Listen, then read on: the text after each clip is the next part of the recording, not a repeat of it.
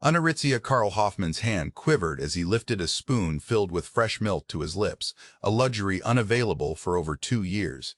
This wasn't the powdered substitute that had become common among the Afrika Korps since 1941. The sweetness of the cream on his tongue contradicted everything he'd been taught about American resources by the Nazi regime.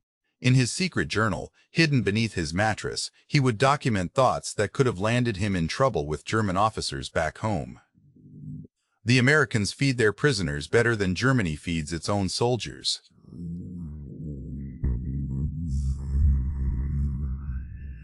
It was June 4, 1943, at Mexia, Texas, where through the mess hall windows of Camp Mexia, located 4 miles west of town, he saw American guards leisurely enjoying sandwiches piled high with meat. In North Africa, his unit had subsisted on a daily ration of just 300 grams of canned meat and 125 grams of hard bread, occasionally supplemented by captured British supplies, if they were lucky. Yet here, in what Nazi propaganda depicted as a weak and decadent nation, food seemed to be abundant without end.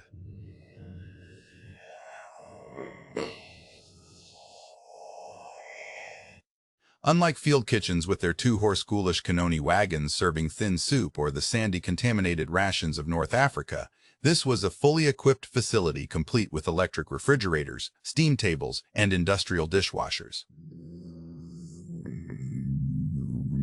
Each set of 5 barracks boasted its own dining area staffed by cooks, waiters, silverware, and reportedly excellent food. The entire town of Mexia had gathered to watch their arrival, marveling at the sight of healthy, tan enemy soldiers marching down Railroad Street. Unbeknownst to them, this meal marked a pivotal psychological event in modern prisoner of war history, the dismantling of Nazi racial theories through the simple act of eating. American agricultural productivity was on display not just in propaganda, but served up daily on metal trays filled with eggs, bacon, white bread, butter, jam, and real coffee. Their worldview would be shattered, not only by military defeat but also by constant exposure to unimaginable abundance.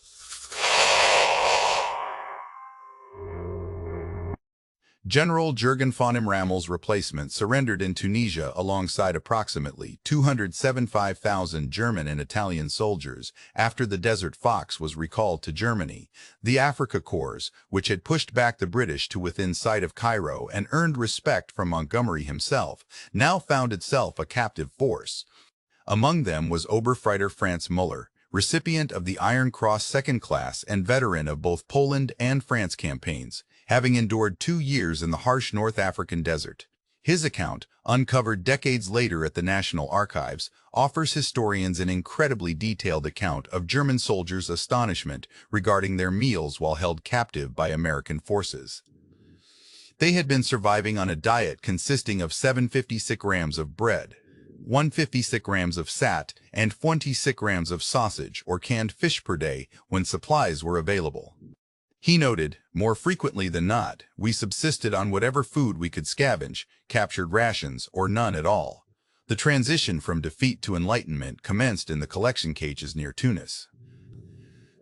There, Müller and 30,000 other prisoners waited in makeshift camps for transport ships, while American logistics were already beginning to shatter their preconceived notions. The U.S. Army processed thousands of prisoners daily with an organizational efficiency surpassing even that of the German Army at its peak. Feld Hans Klein, who was captured along with the 15th Panzer Division, wrote to his wife 6 months later from Camp McCain in Mississippi, "In the cages at Tunis while we waited for transport ships, the Americans provided us with white bread as part of our meals." White bread.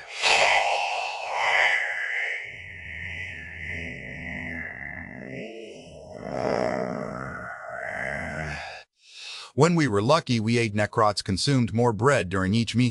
The Liberty ships that would carry them across the Atlantic were themselves testaments to American logistical prowess. Produced at an astounding rate of 3 per day at their peak, these vessels returned from delivering supplies to the European theater.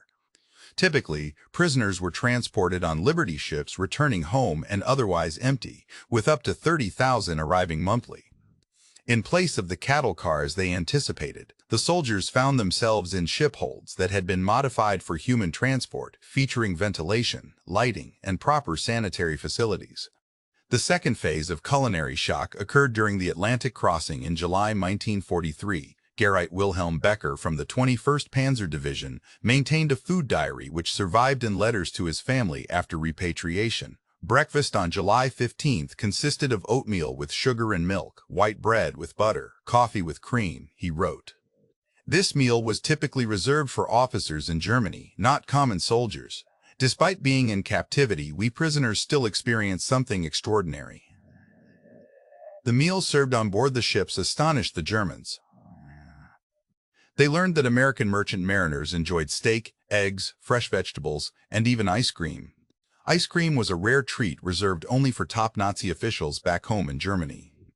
The nutritional content aboard these vessels surpassed the daily rations of entire German units. Lieutenant Heinrich Vorbeer, whose Prussian military lineage dated back to the time of Frederick the Great, later documented his observations in unpublished memoirs. As our ship drew near the American coast, I noticed sailors tossing untouched meals overboard.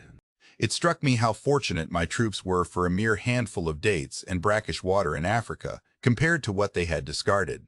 This experience made it clear that we were up against not just an enemy force but an entire civilization beyond our comprehension. The date was August 2, 1943, at Norfolk Naval Base, Virginia. The first meal on American soil dispelled the last remnants of Nazi propaganda about America's supposed weakness. Upon arrival in the United States, the Germans were amazed by the comfort of the Pullman cars transporting them to their prison camps and the vastness of the country with its undamaged prosperity. However, nothing could have prepared them for the abundance they encountered. At the processing station, they were served a meal that seemed unimaginable: fried chicken, mashed potatoes with gravy, green beans, cornbread, apple pie, and coffee with real sugar. Unaropitier, real sugar. Unaropitier from Munich recorded in his diary that this single meal contained more meat than what his family received in monthly rations back home. The Americans apologized for the simplicity of the meal due to their unexpected arrival.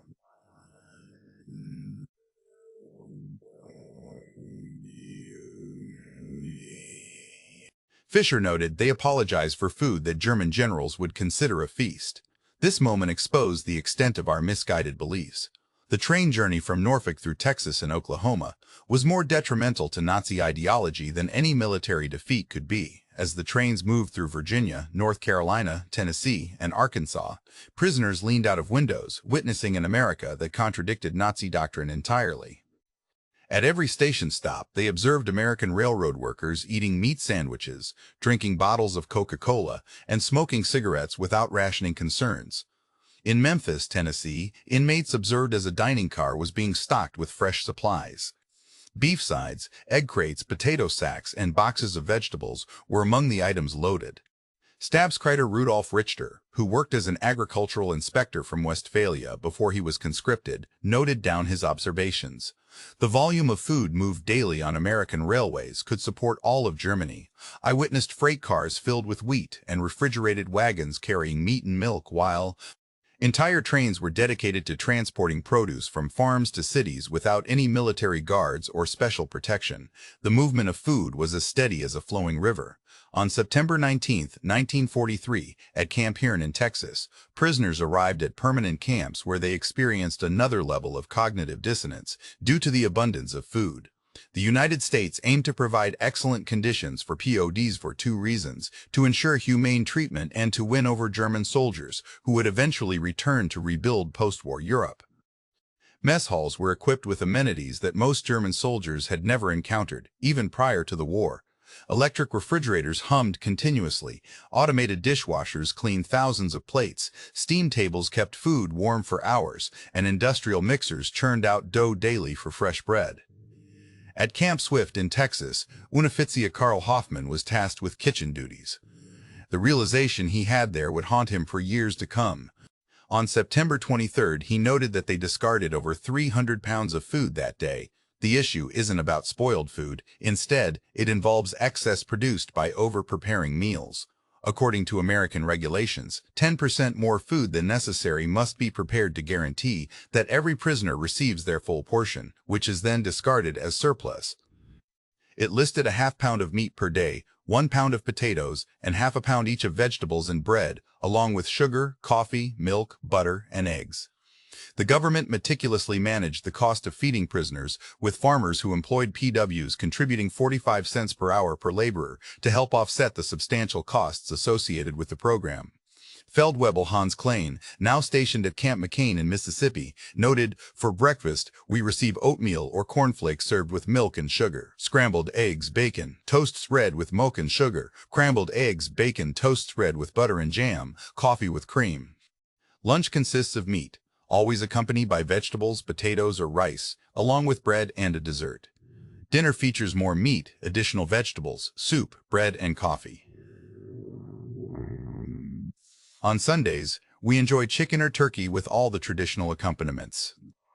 The prisoners quickly realized that their American military rations far surpassed what German civilians had been receiving even before the war began. In 1942 and 1943, civilian rations in Germany dropped to an average of 270 calories per day, then fell further to about 119.81 calories daily from 1943 through 1943. Meanwhile, German PWs in American camps were receiving over 3,000 calories every day. At Camp Clinton in Mississippi, where the highest-ranking German officers resided, including 25 generals, the food situation was even more remarkable. General von Arnim, who replaced Rommel, lived in a house and enjoyed a car with a driver at his disposal. The generals had their own cooks and could request special meals. Their dining included steaks, roasted chickens, fresh fish, and vegetables that hadn't been available to German civilians since 1940. Even the enlisted men's rations were impressive.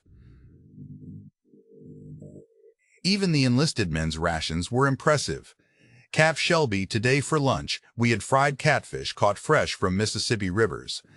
Accompanying the meal was coleslaw, hush puppies, fried cornbread, green beans, and peach cobbler for dessert. The African-American soldiers serving us consume identical food. In Germany, we were informed that Americans starved their black population. Yet another propaganda myth debunked. October 1943 saw German POWs working on American farms, dispelling the Nazi agricultural myths they had been taught. From 1943 until the war's end in 1945, thousands of PWS were employed in Texas, picking peaches and citrus fruits, harvesting rice, cutting wood, baling hay, threshing grain, and gathering pecans. At a dairy farm near Huntsville, Texas, Unratia Ernst Wagner observed with astonishment as the farmer poured hundreds of gallons of milk onto the ground because the processing plant could not handle the surplus. The farmer explained that this was done to prevent market prices from collapsing due to excess production. Approximately 12,000 POWs were housed in camps across Nebraska and worked on nearby farms stacking hay and laboring in sugar beet fields. The cats receive fresh milk daily, and the dogs get meat scraps that could sustain an entire German family for days. American farmers employing PWS often invited them to join their meals, which was permissible as long as guards were present. These shared meals in American farm kitchens likely had a profound psychological impact on the POWs. Farmers, who hired P-workers, typically supplied them with meals, and these feasts were overwhelming. The tables groaned under the weight of fried chicken, butter-drenched mashed potatoes, green beans cooked with ham hocks, corn on the cob slathered in butter, biscuits smothered in gravy, and a variety of pies, along with pitchers of cold milk and endless cups of coffee. During Christmas 1943, this holiday meal had a profound psychological effect that many prisoners could never fully recover from.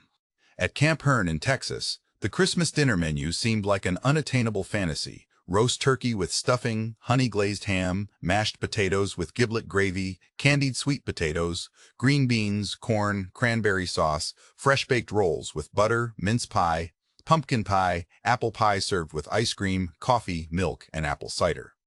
In a letter from Camp McCain, Feldwebel Hans Klein wrote that the prisoners ate until they were physically sickened by the sheer volume of food, not because it was poor quality, but due to their stomachs being conditioned over years of inadequate rations to handle such quantities.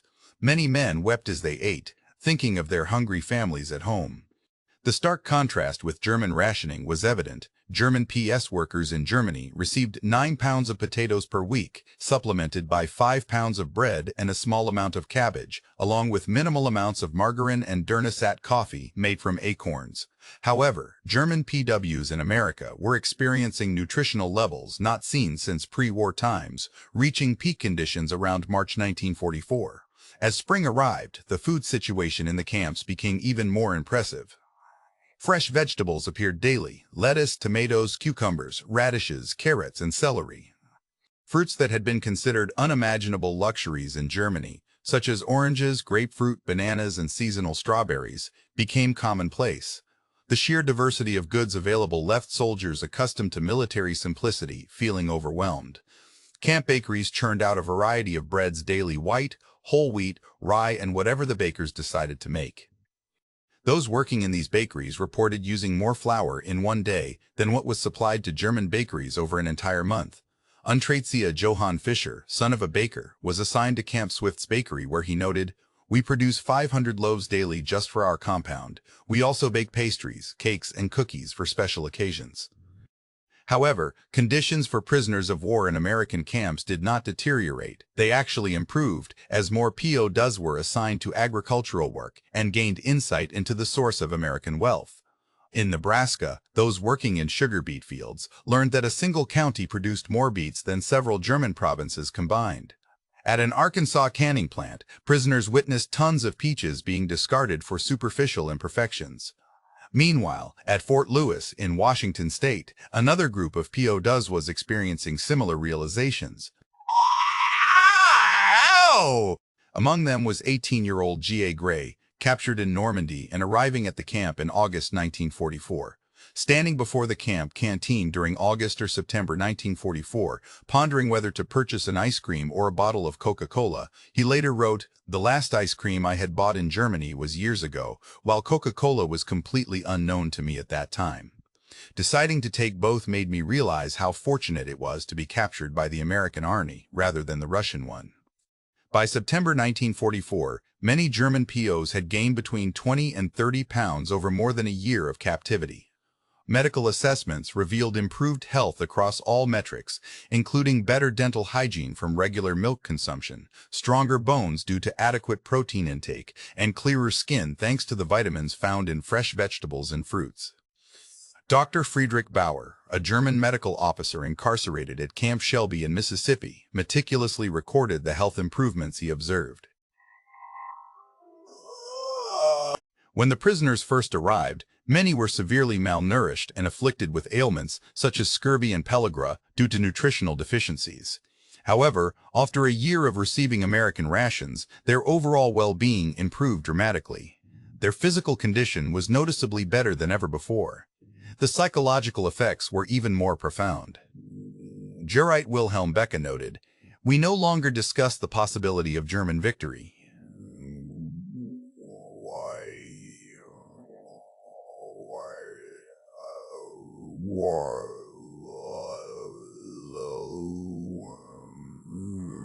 This demonstrates an overwhelming resource advantage." In December 1944, during the Battle of the Bulge, which marked Germany's last major offensive, American POW camps provided lavish Christmas dinners that surpassed those of previous years. And Day 18, the menu included turkey, ham, roast beef, and all traditional accompaniments, along with special treats such as fruitcakes shipped from American bakeries, candy canes, real chocolate. Unlike the ersatz variety made from turnips in Germany, nuts, and fresh fruit.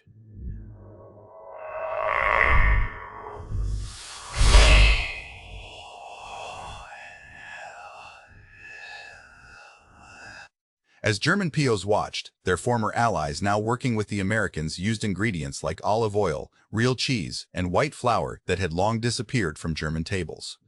On May 8, 1945, Victory in Europe Day, the war concluded, yet revelations about food continued to unfold.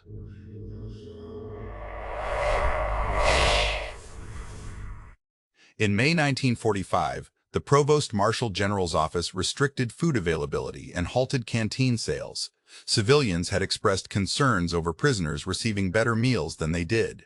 Despite reduced rations, German POWs still received more sustenance than what many Germans would experience for years after the war.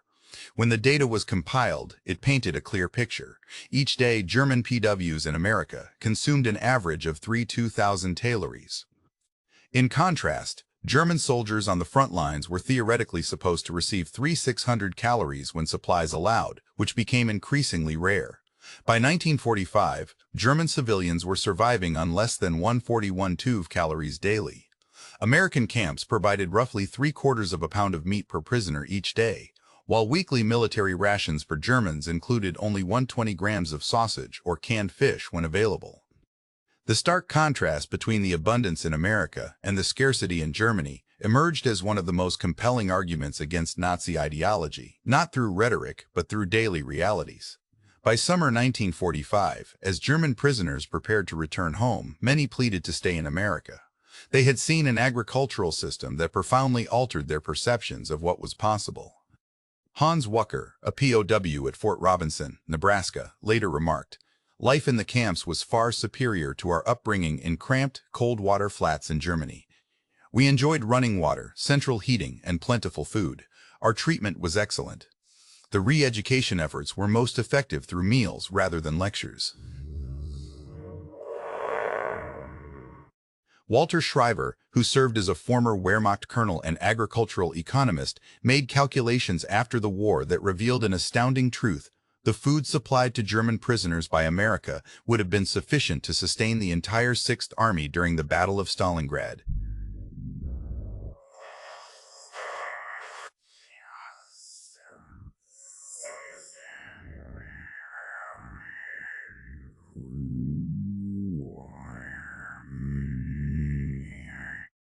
Between 1945 and 1946, approximately 371,683 German prisoners of war, POs, were repatriated from American camps.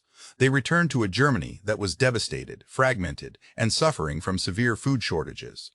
However, these individuals carried with them invaluable knowledge about the potential for prosperity, the capability of society to feed all its citizens, and the ability of democratic systems to create abundance rather than chaos. Many former POs became leaders in West Germany's agricultural revolution. Hans Müller, who was held at Camp Shelby, introduced American farming techniques to Bavaria, which resulted in a 40% increase in crop yields within 5 years. Wilhelm Fischer, while interned at Camp McCain, helped establish food distribution networks based on American models. Friedrich Bauer advocated for nutritional standards he had observed in the American prison camps. After repatriation, around 5,000 Germans immigrated to the United States, and thousands more would have done so if allowed. They sought not only economic opportunities but also the food security they experienced as prisoners. In October 1947 at Fort Lewis, Washington, one of the last German POs to be repatriated was Guy Gray, who had spent 3 years in captivity. Decades later, he returned to America as a successful businessman and never forgot the moment at the camp canteen when he could choose between ice cream and Coca-Cola, luxuries his family back home could only dream of. Reflecting on this experience 73 years later, he wrote, "We were always treated fairly, received enough food, and had access to an allowance of 80 cents a day that allowed us to purchase cigarettes, chocolate, ice cream, and Coca-Cola, things my mother and sister in Germany could only dream about." This sentiment was echoed by many others who shared similar experiences. Over 500 former prisoners from Germany gathered at the 40th anniversary reunion of German POs in America, many accompanied by their families to revisit the place where their transformation began. Karl Hoffman, now an 78-year-old American citizen since 1955 and a former unit's prisoner, gave a speech that encapsulated their journey. Initially arriving as staunch believers in the Third Reich's racial superiority and American democracy's frailty, they left with a new understanding. They saw firsthand how America's strength lay in its agricultural productivity, rather than in any notion of racial purity. The quality of food provided in the camps contradicted their preconceived notions. American meals were better even than those served to German soldiers under Hitler's regime. This abundance wasn't merely an act, but a reflection of genuine prosperity. Witnessing such surplus and generosity, they realized that a nation capable of feeding its enemies without strain had truly triumphed over scarcity. Their return to Germany brought with it the realization that their entire worldview was based on falsehoods. The Americans demonstrated strength through agricultural and industrial prowess, whereas the Germans had marched as conquerors, but were ultimately changed by seeing an abundance they could scarcely imagine. In his address, Hoffman thanked America from a former enemy's perspective, acknowledging how feeding them when others would have starved them exemplified genuine power. This act of generosity was seen as victory over scarcity and destruction. The audience responded with prolonged applause, recognizing the profound transformation that began with a meal in June 1943. The story of German POWs and American food illustrates how deep change can be brought about through experience rather than debate alone. German soldiers who observed American agricultural productivity became living proof of democracy's tangible success. Their transformation started not through political rhetoric, but via daily meals, and not through propaganda, but through first-hand experience. Each meal they had contradicted Nazi ideology more effectively than any formal instruction ever could have.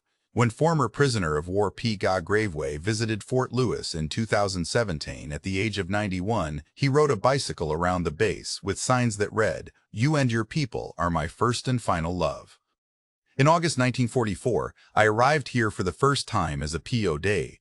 We were always treated fairly, receiving adequate food and an allowance of 80 cents per day, which allowed us to purchase cigarettes, chocolate, ice cream, and Coca-Cola, luxuries that my mother and sister in Germany could only dream about.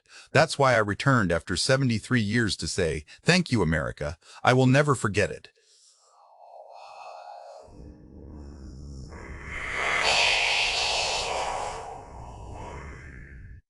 Witted him with these words, "You remind us that how we treat someone deafens who we are. Remind us that how we treat someone defines who we are.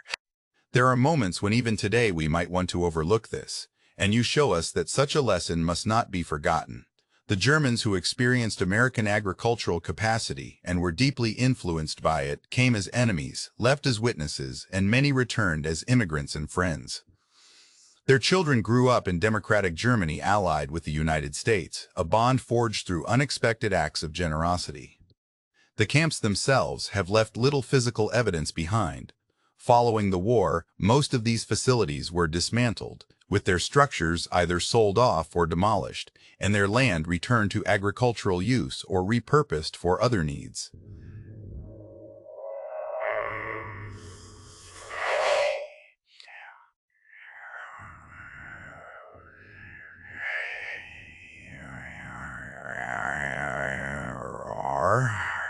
To aim to nourish and reconstruct Europe, built upon the lessons learned from P camps. Europe, built upon the lessons learned from P camps. This act of generosity and victory fostered enduring peace. Many former PWs who went on to succeed in post-war Germany often attributed their personal growth to their time in American-run camps. They observed prosperity arising from collaboration rather than domination. The sight of different ethnicities working harmoniously and democratic systems generating wealth instead of disorder left a profound impression. These lessons, absorbed through everyday experiences, were more impactful than any theoretical instruction. Arnold Kramer, the preeminent historian on German PS in America, asserted that America triumphed in the propaganda war not by crafting clever messages, but by embodying reality itself. Each meal, each functioning light bulb, and every operational toilet served as evidence refuting Nazism's ideology. The prisoners were persuaded by the tangible prosperity they could see, feel, and enjoy. While statistics provide part of the picture, 37,168.3 German PS held in America, 14 million man-days of agricultural labor performed, and fewer than 1% attempting to escape. The true narrative lies in the personal transformation sparked by receiving adequate nourishment alongside respectful treatment. When contemporary historians analyze post-war Germany's democratic success, they frequently highlight the Marshall Plan, denazification initiatives, or the Soviet threat. However, they sometimes fail to recognize the 370,000 German soldiers who returned home after experiencing American democracy firsthand as a daily reality, fair treatment despite their status as adversaries, and shared resources rather than hoarded ones.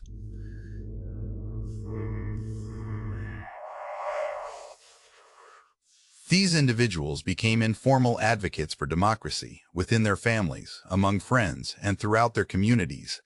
They resided within what was considered an adversary's territory and discovered it to be superior in every quantifiable aspect. This incontrovertible truth undermined Nazi doctrine more effectively than any propaganda effort could achieve. By the time the final German prisoner left American shores in 1946, they had established a remarkable legacy. They boasted the lowest escape rate among all major prisoner populations in history, the highest voluntary cooperation with camp administrators, and the most successful transition of enemy combatants into potential allies. These accomplishments were not achieved through harsh treatment or extensive propaganda, but rather through simple kindness and an abundance of food. The investment America made in feeding its prisoners using agricultural resources and logistical capabilities yielded immeasurable benefits. Hundreds of thousands of Germans who had experienced democracy firsthand now understood that American strength derived from productive capacity rather than racial ideology.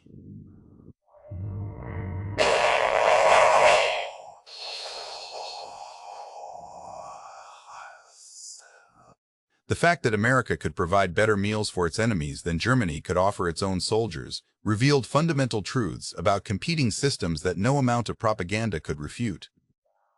When the German prisoners arrived in America expecting weakness and division, they instead encountered an agricultural and industrial capacity with seemingly limitless scope coupled with unexpected humanity.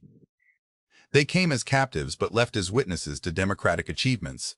Their transformation laid the groundwork for the Atlantic Alliance, the Marshall Plan, and a rebuilt democratic Germany. They had tasted American plenty and would never forget it. Their descendants grew up in prosperous democratic Germany, allied with the United States, members of NATO, and citizens of the European Union. This can be partly attributed to that moment when hungry Afrika Korps soldiers ate their first American meal and realized their entire worldview was based on deception.